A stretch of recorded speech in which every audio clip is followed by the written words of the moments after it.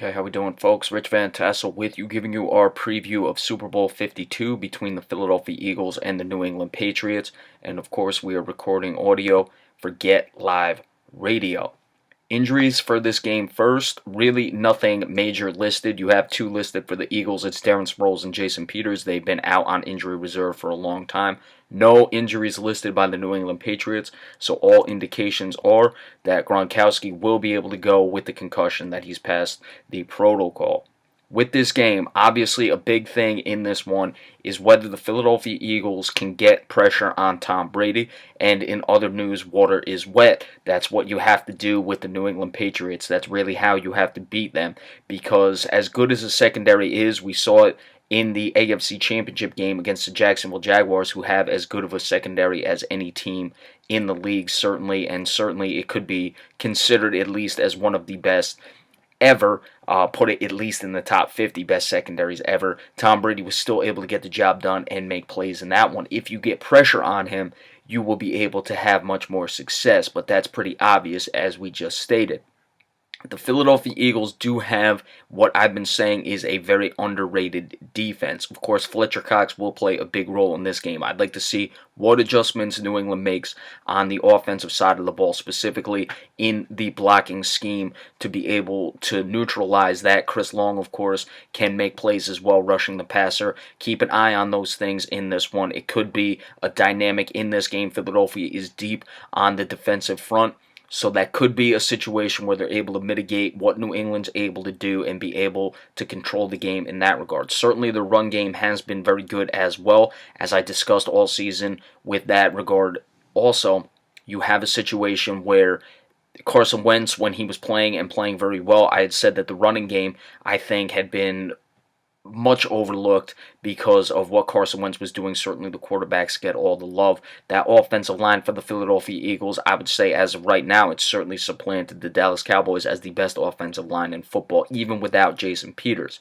So, will Nick Foles be able to move the chains, run the ball? He'll be asked to make plays at times. You have to against the New England Patriots. We saw it with the Jacksonville Jaguars in the AFC Championship game.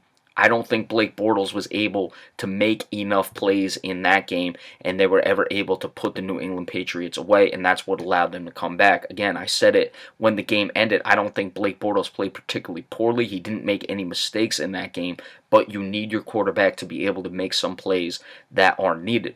It was a situation, as we said, just giving you for an example, in the championship game with the Jacksonville Jaguars. You may be able to get up and not be scoring and just preventing the other team from scoring and allow them to come back.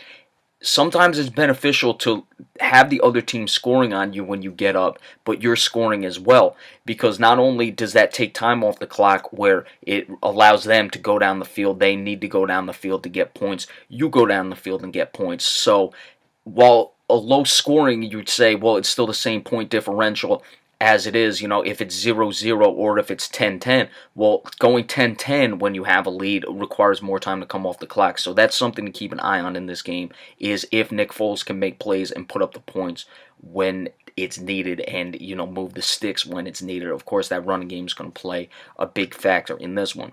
For the New England Patriots, of course, it's a lot of distribution on the offensive side of the ball. Let's see how Gronkowski is playing in this game. Of course, coming with the concussion. Again, they're not listing any injuries, so all indications are he's ready to go. He can certainly make some plays. Philadelphia on the secondary, it's not bad by any means, but certainly it's not as strong as the front seven is, and it's not as strong as a team like the Jacksonville Jaguars, who the New England Patriots were able to dispatch.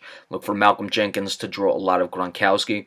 I think that they're going to focus a heavy game plan on Gronkowski, and it's going to force guys like Amendola, Julian Edelman, and all the other auxiliary receivers to make plays in this one, and look for Tom Brady not to force things. It'd be interesting to see if Philadelphia maybe just says, we'll let Gronkowski have what he wants, we'll go one-on-one with him, we won't devote the defense to him, and we'll focus on the other guys and make Tom Brady have Gronkowski beat him. I think it's a dangerous game to play, but I think it's a gamble that might be worth taking for the Philadelphia Eagles in this one.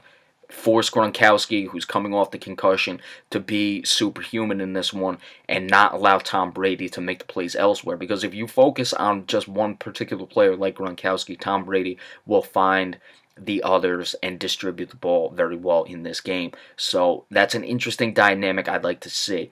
I'm looking for reasons to pick the Philadelphia Eagles. It's just too hard for me to go against the New England Patriots in this one. I don't expect it to be like the AFC Championship game where Philadelphia gets out to a big lead. I think they'll keep it tight, but I don't think New England's going to have as much trouble scoring early on as they did against the Jacksonville Jaguars. I think they'll be able to mitigate the game plan just enough and be able to keep pace and then score the points late in the game that are needed. And I like a score of 27-23 in favor of the New England Patriots over the Philadelphia Eagles in Super Bowl 52. All right, when this game goes final tomorrow, we will give you the recap of it. Be sure to stay tuned for that. Not doing any NBA this week. We'll pick that up again with the in-depths and all that stuff next week. Be sure to stay tuned for the weekly NBA report on Monday, as we always do. And remember, we appreciate all subscriptions. Thank you.